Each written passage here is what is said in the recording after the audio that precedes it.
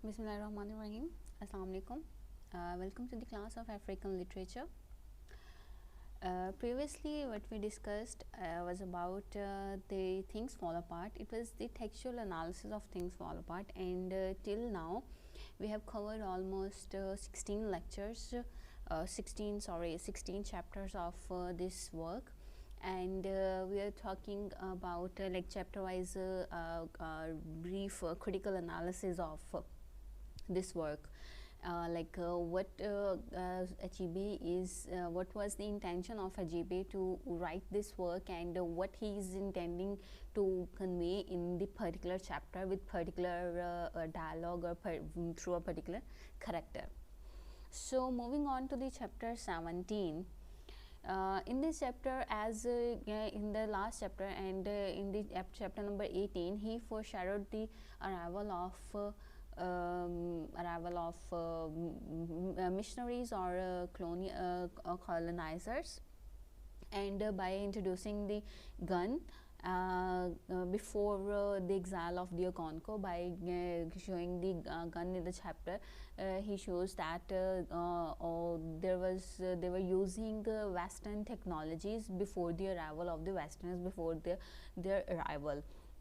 So in this chapter, in the chapter 17, Achebe depicts the influence of missionaries in the mother clan of Okonkos, Mubanta, where he is in exile.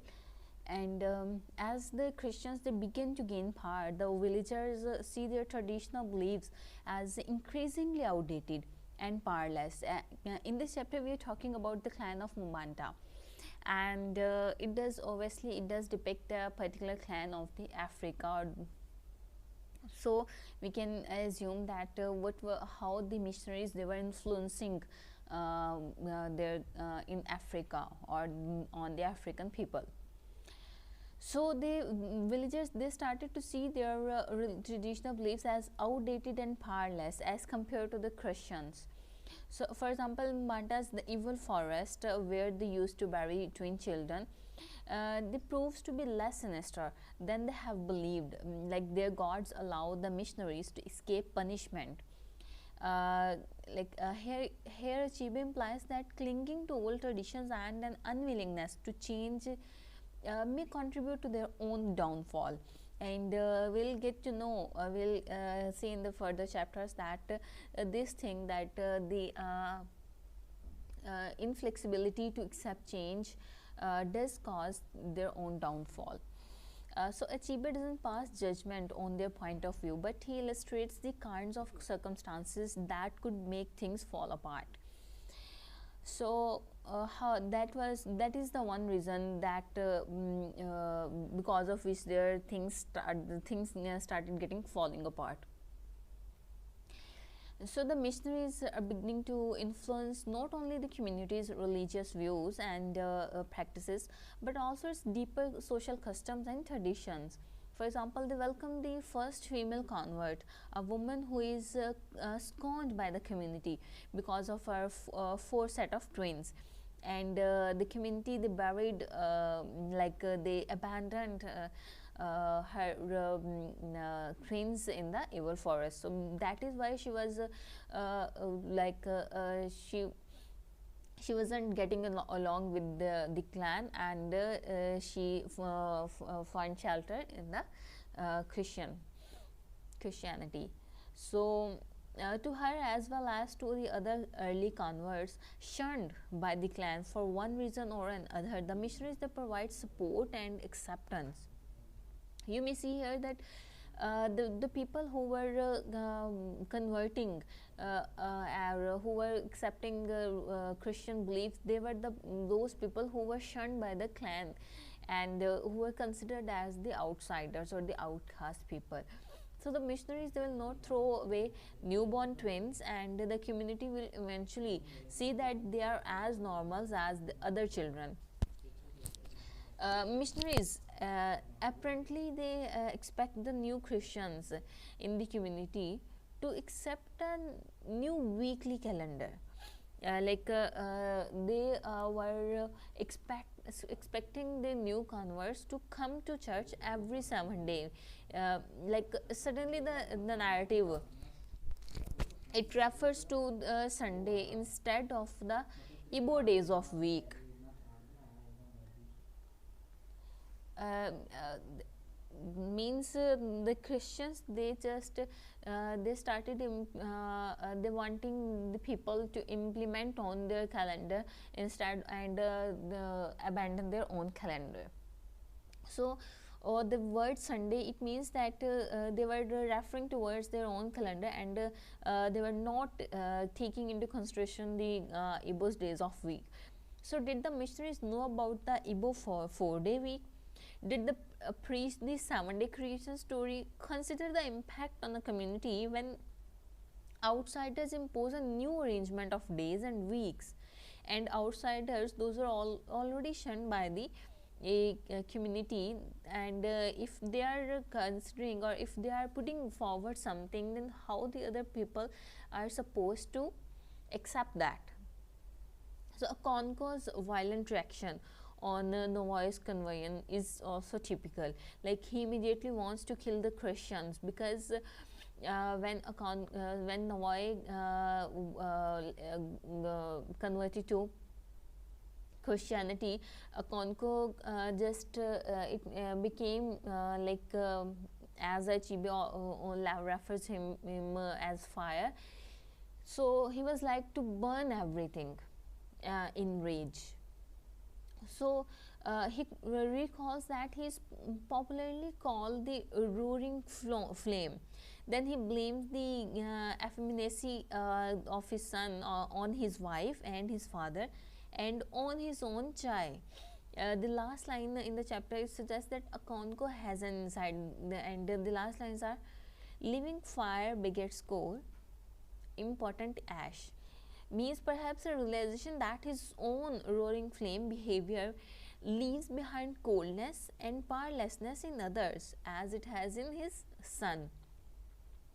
Means there was a slight bit of realization that it might be his own behavior, because of which his son is also drifting apart from himself. So the arrival of white colonialists and their religion, it weakens the bonds so central to Igbo culture.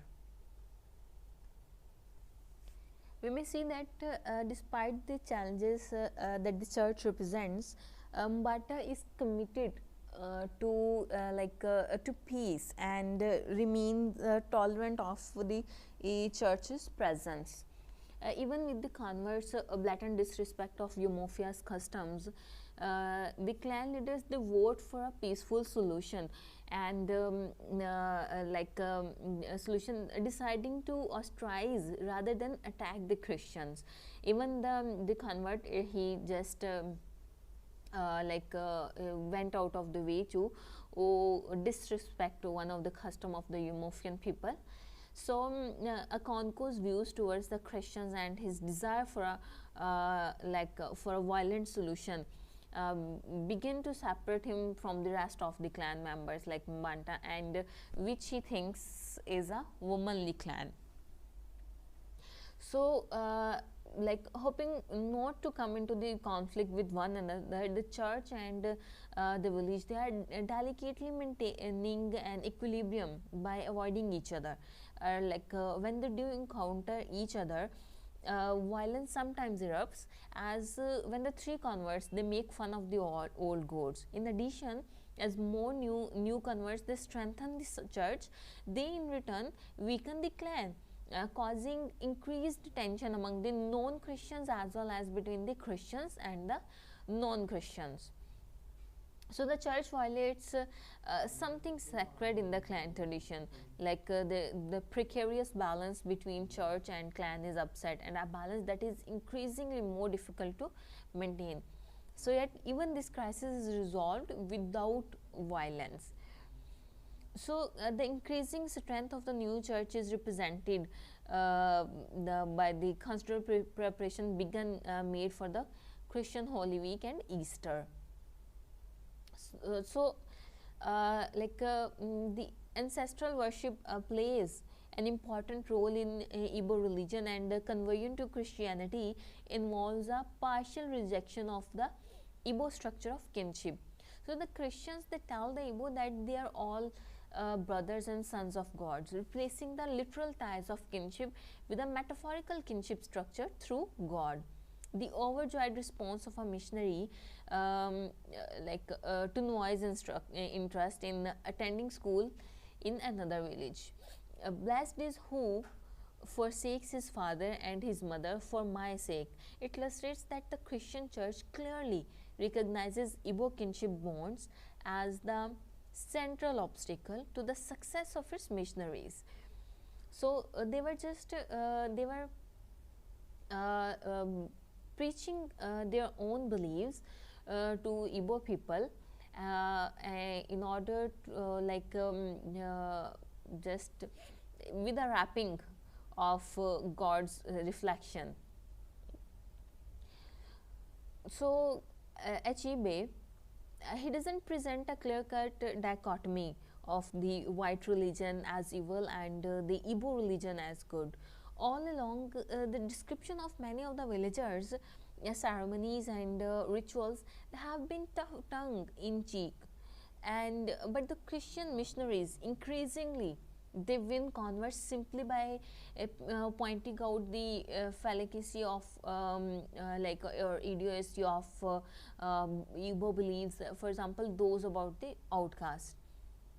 So when the outcasts they cut their hair with no negative consequence, many villagers come to believe that the Christian God is more powerful than their own. So here we can see the innocency or unawareness or negligence of the Igbo people. So Achebe himself is the son of a Nigerian Christian, and it is hard not to think of his situation. So in chapter 17, when the narrator points out Okonkwo's worry, suppose when he died, all his male children decided to follow Noah's steps and abandon their ancestors. So it was the same situation that Achebe was facing. And the chapter 19 basically in this chapter shows the final days of Achebe's exile in his motherly clan, and it was as characterized by he was striving to impress anything everyone. So he expresses his thanks to his motherland's relatives with an extravagant celebration. So but his rigid and impulsive behavior, it hasn't changed in 7 years. So he is eager to return to Umuofia to make up for the lost time, and he reveres Umuofia because of its strong and masculine community, unlike Mubanta, so which he labels as a womanly clan, as I mentioned earlier. So the chapter 19 or the part 2 of the book ends with the foreshadowing of what is to follow, what is to come. An elder member of the clan tells the young people that I fear for you, I fear for the clan. Means here he also foreshadows what is about to come, foreshadowing the future. So in the next chapter, like 20 to 21, when in the previous chapter I told that the 7 years of exile of Okonkwo's exile came to an end, and now after coming to know his own clan, and he was concerned about his status, about his repute in the clan. Like when he left, he was highly reputed, but now after the 7 years, quite a lot years, or a lot of gap, so he was quite concerned about his own status and and ability within Umuofian society. He's quite self-determined to gain it. So all males except the outcasts, they have opportunities to move upward in the clan through hard work, like a wise use of resources and gaining titles. So prominent status is essential to Konko in his drive for manliness, or to keep up the image of being manly person in front of everyone. So out of the community for 7 years, Konko lost his status among the village elders and the other Ogbo. And he has fallen behind in obtaining titles in the clan. So he can compensate by making a show of his larger compound, more barns and more wives, and by starting to initiate his sons into gaining titles. So he was thinking of many ways in order to put his feet down in the clan. So, in the light of his near obsession with the status and titles, Konko must find it particularly hard to understand how some of the leaders of the community can give up their titles when they became Christians. So, this second part of the book, it is the major change introduced by the white men was the Christian church, and which not only divided the community, but it also divided the families. So in the first chapter of the part 3, that is the 20th chapter, the white man government, it assumes a central role, not only with its courts and its court messenger, but also with its prison and its execution. So these changes are reported by Achebe in an ironic tone, and as if the establishment of a government by the white colonialists was the Igbo's first experience with government, as if the Igbo didn't have a justice system prior to the arrival of the whites. So this tone is especially ironic because earlier Achebe takes great pains to illustrate not only the varieties of justice meted out by the oracle, means a Konko's banishment, and by the general citizenry, reprimands about violating the week of peace, and about women not helping in the recovery of a stray cow. So, but he also illustrates the processes that followed and the types of justice meted out by the formal court. And Achebe's goal in writing his novel was to demonstrate that the Igbo had developed a sophisticated society, religion, and justice system before long before the arrival of the Europeans. So he describes a colonial government that subdues the Igbo people without requiring the missionaries to learn their language or to try to understand the Igbo traditions and their ways. So that is the fault of Europeans here, that they didn't even try to understand the other people. Instead, they started just imposing their own traditions, their beliefs, and everything. So by recruiting other African natives, the court messengers, to be their agents in day-to-day enforcement of their authority, the missionaries, they bring into their use people with skin color and language characteristics much like the local natives, people who seem to be friends of the local natives. So Achebe here implies that the court messenger, they abused their position by beating the prisoners and by taking bribes from them. So he implies here the corruption among the Igbo people isn't exclusive to Umuofia. The court messengers, those who were hired by the Europeans, they are more interested in what they can get out of the situation rather than what they can do to spread Christianity or even to help the Umuofians. They were not interested in either of these things.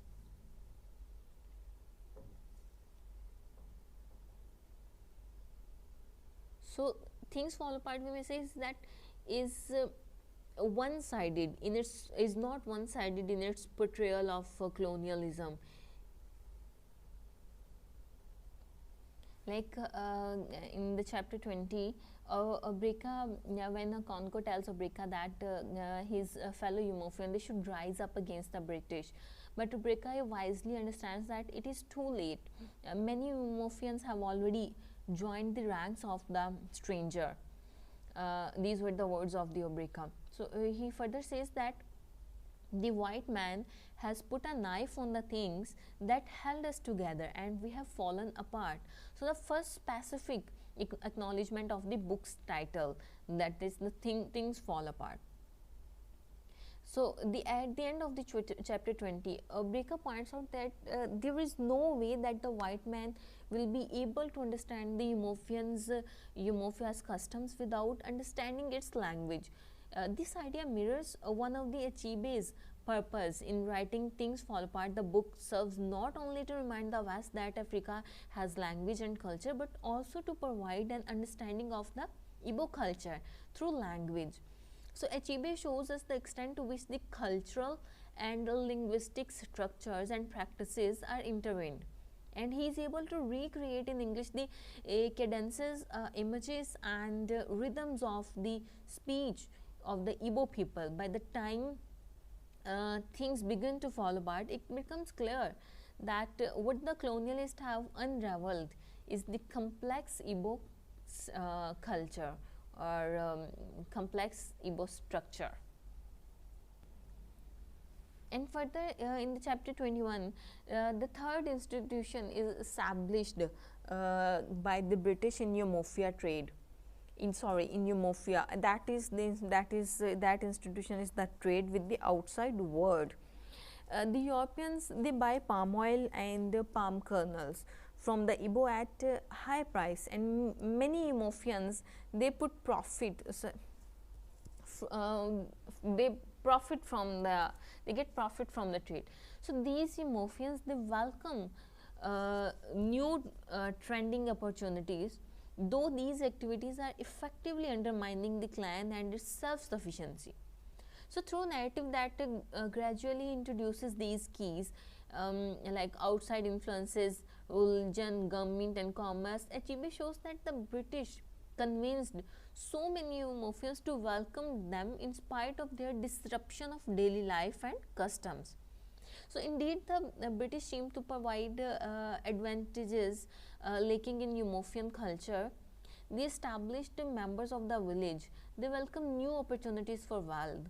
At the other end of the social scale, the the members of disenfranchised members of Igbo society find acceptance in Christianity that they didn't experience in so-called old ways. So Mr. Brown builds a school and a much needed small hospital in Eumofia. Like both institutions, they produce immediate and impressive results. So the Eumofians now have more. So are they better off because of these additions to their lives? The British thought so and expected them to agree. So Achebe said that he may have unconsciously modeled Mr. Brown, the white missionary, after G.T. Basden, a real-life missionary who worked among the Igbo in the early 20th century, a man who was a friend of Achebe's parents. So like Brown, Basden was a patient man who was willing to learn about so-called heathen traditions and values. However, Basden ultimately misunderstood the Igbo culture, writing in Among the Igbos of Nigeria. It is a book that is published in 1921, and in that book he wrote that the black man himself doesn't know his own mind. He does the most extraordinary things and cannot explain why he does them. He is not controlled by logic. This was the view of the Basden about the people of Igbo people of Nigeria. So the things fall, as I mentioned earlier, that it doesn't serve not only to remind the West that Africa has language and culture, but also provide understanding of Igbo culture, and it clears out both sides of the story. So moving on to chapter 22, First point is the religious fanaticism. Um, Fanatics, we may often call them as the mad, extremist, the fundamentalist. Sorry. So in the chapter 22, we can see such kind of fanaticism in this chapter, and it was on the part of Christians. So throughout the book, Achebe, he gives his characters names with hidden meanings. For example, Konko's name implies male pride and stubbornness. So when Achebe adds British characters, he gives two of them common and unremarkable British names like Brown and Smith. So his third British character, the district commissioner, is known only by his title. So the choice of names and the lack thereof is in itself a commentary by Achebe on the incoming faceless strangers.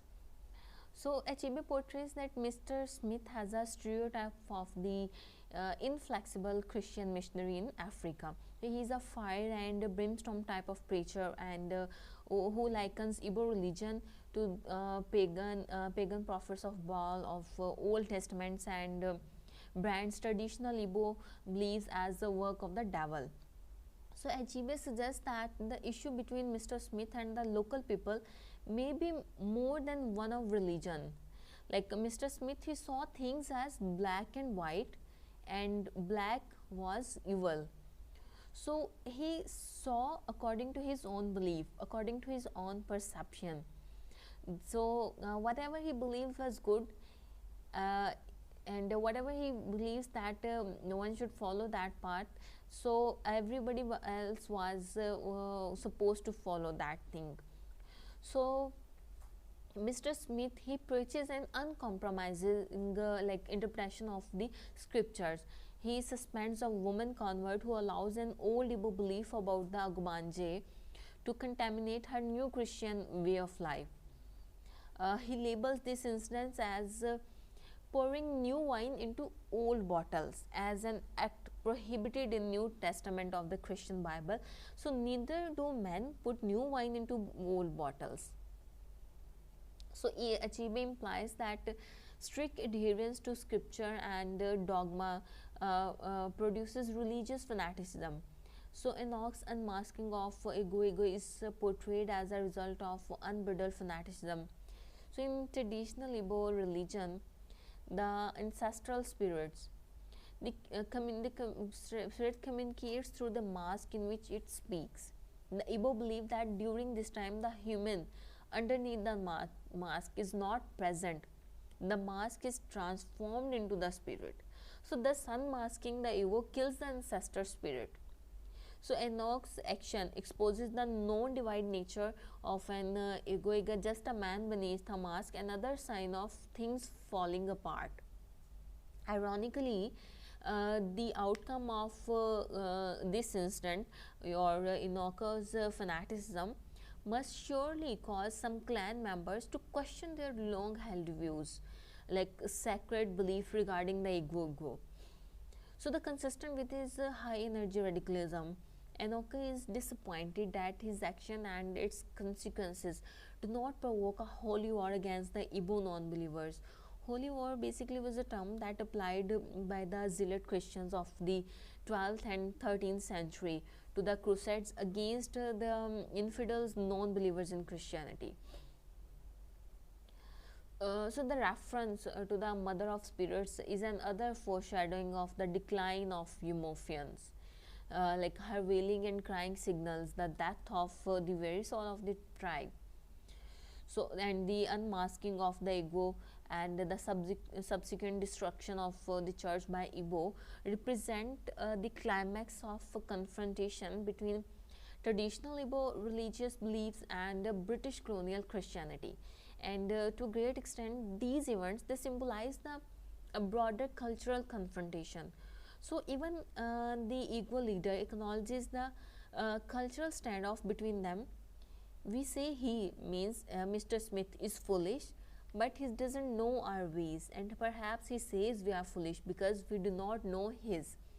So such an acknowledgement, it seems an indication that Igbo are becoming resigned to their new dispensation, that they are moving toward a collective surrender to becoming civilized under the onslaught of forces far more organized and powerful than themselves. So, moving on to the next week, we see that uh, Achebe describes the oppressive yet naive approach that the British took to ensure the colonial justice.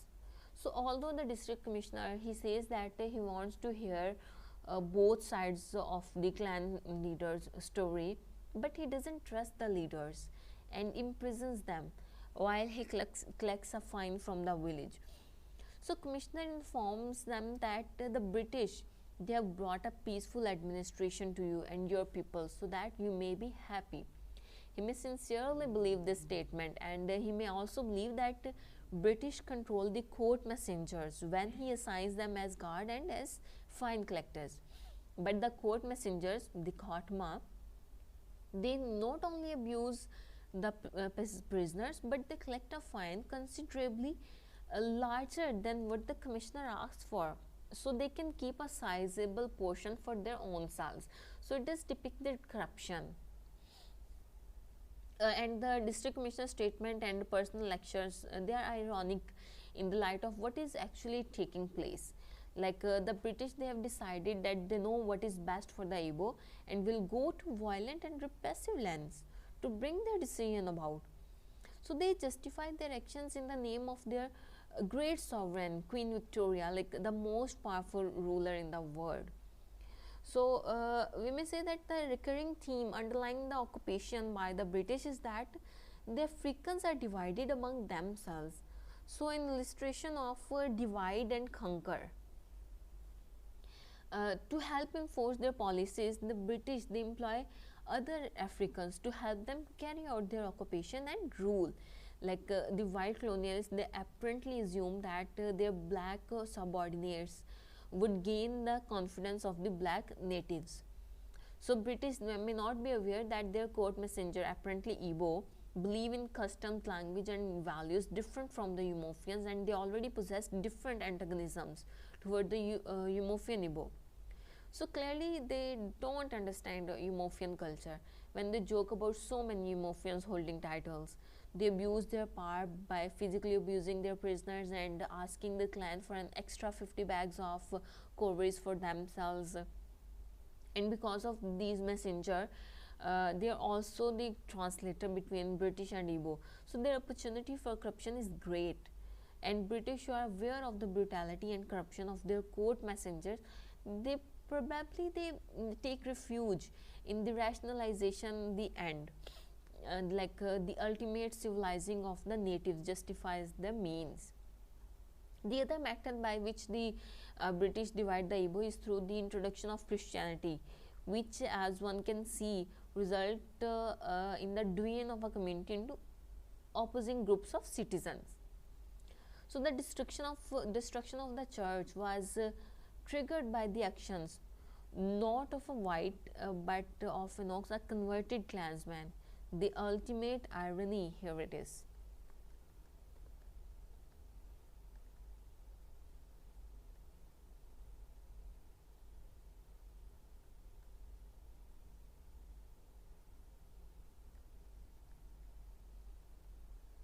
So towards the moving on towards the end of the book. So in the chapter 24, when he was free, Akonko was freed from prison. He remembers the better times when Umofia was more like was more warrior like and fierce, like when men were men. So as in his younger days, he is eager to prepare for war. So he is worried that the peacemakers among them may have a voice, but he assures himself that he will continue the resistance even if he has to do it alone. So he will be manly in his action even to end. So the Mofian culture has traditionally discriminated among against women and other outcasts, and currently against Christian converts. So this discrimination, it has marginalized many people, including even important sons of Eumorphia.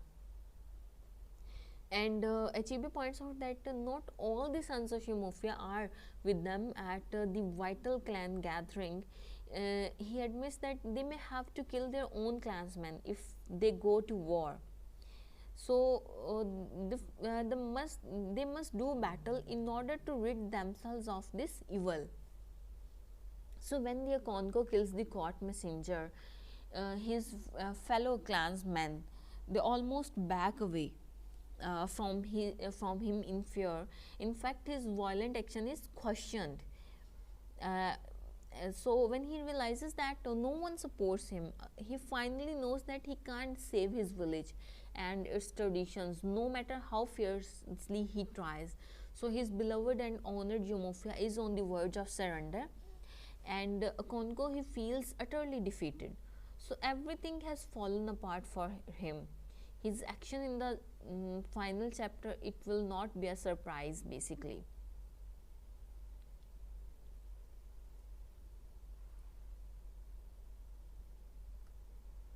So the book's final confrontation between the district commissioner and the Eumorphias, it is almost anticlimactic.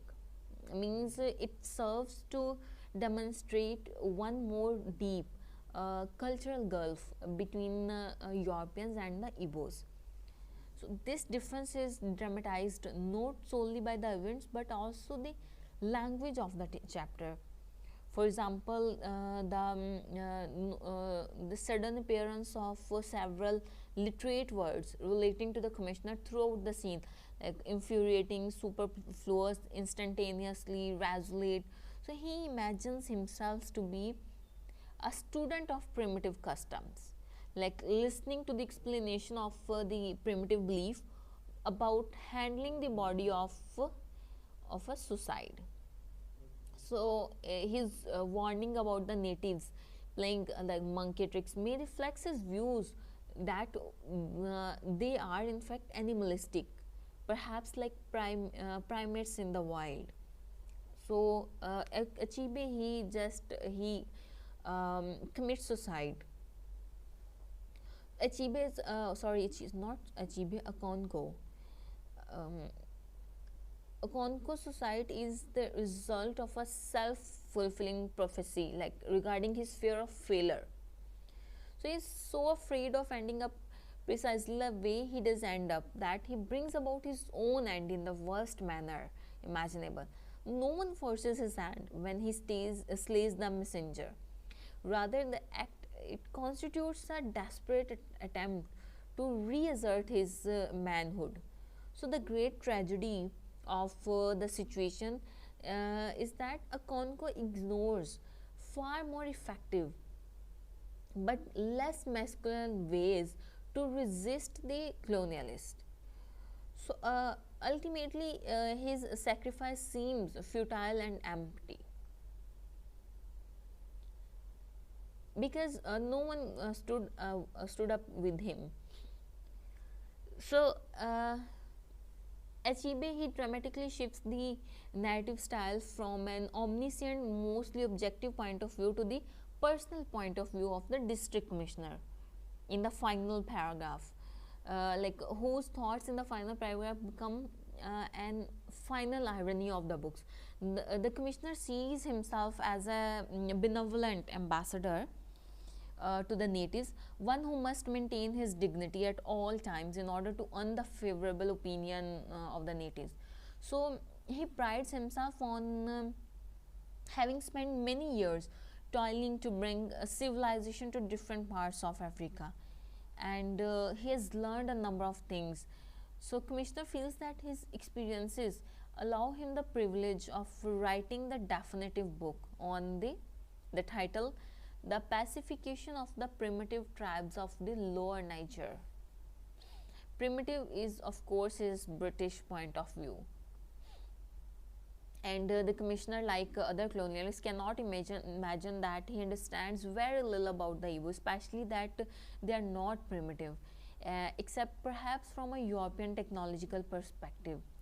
So in the meantime, the novel has revealed to the readers the complex system of justice, government, society, economy, religion, and even medicine in Umuofia before the British arrived.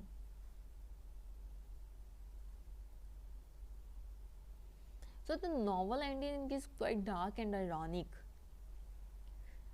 And district commissioner, he is quite a pompous little man who thinks that he understands indigenous African culture. And Achebe uses the commissioner, who seems a character straight out of the heart of darkness, to demonstrate the inaccuracy of accounts of Africa, such as Joseph Conrad. And commissioners in misinterpretations and the degree to which they are based upon his own shortcomings are evident. So the when Commissioner seems unconcerned about the ironic fact that the colonialist methods of pacification are often achieved through suppression and violence, themselves the essentially primitive means for achieving nationalistic objectives basically. So to conclude, we can say that when Achebe he depicted through the commissioner the misinterpretation, and Achebe also highlights one of the reasons that early ethnographic reports were often offensively inaccurate when Obreka asked the commissioner to help him with Okonkwo's body. So Achebe's novel, it seeks, at least in part, to provide an answer to such inaccurate stereotypes. So Okonkwo is by no means perfect. So one can argue that his tragedy is of his own making, and one can also argue that his chai is to blame. But as a societal tragedy, things fall apart. Obviously, it places no blame on the Igbo people for the colonialism to which they were subjected. So at the same time, the traditional customs of the villagers are not glorified, so they are often questioned or criticized. So Achebe's recreation of the complexity of Okonkwo's and Umuofia situation lends a fairness to his writing, and at the same time his critique of colonialism and of colonial literary representations that comes across loud and clear. So these are the references from I have collected data. You can visit these references on your own. Thank you for your patience. Stay blessed.